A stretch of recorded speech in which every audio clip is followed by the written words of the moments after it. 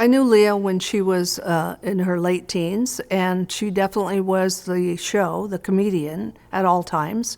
But she also was a comedian in a way that was like a put-down humor.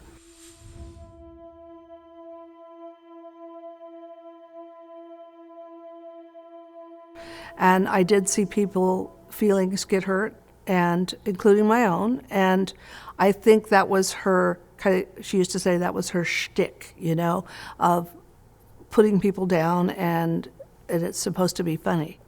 It was one time I was at one of her shows in the audience, and a lady tripped and fell. And when Leah heard about it, she went, "Oh my gosh, that's hilarious. I wish I could have seen it."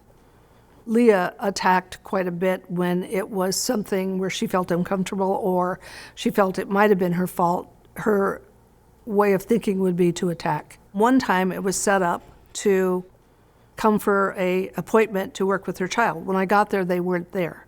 So when I found out later, I said, "Where were you?" "We had an appointment." And she goes, "Wait a minute, do you have an attitude with me?" And I'm going, "No, I just was supposed to come and you weren't there and we had an appointment." And she goes, "I don't like this attitude that you're giving me." And I'm like, "I'm not giving you an attitude." But I'm thinking that's an interesting way to say it to someone who went out of their way to come and tutor your daughter. In Leah's household, with her pretty much the boss, it was uncomfortable. It was uncomfortable for me, but I'm not of that way. It's uncomfortable for her family, and they used to fight with her. But they didn't fight to the point where they felt better. I think they fought to the point where Leah pretty much was the aggressive one, and they backed off because she was very aggressive, and it was very known that you don't talk like that to Leah. And if you do, you'd have to answer for it. One time her sister said, "Wow, that's the wrath of Leah," and she was afraid of it.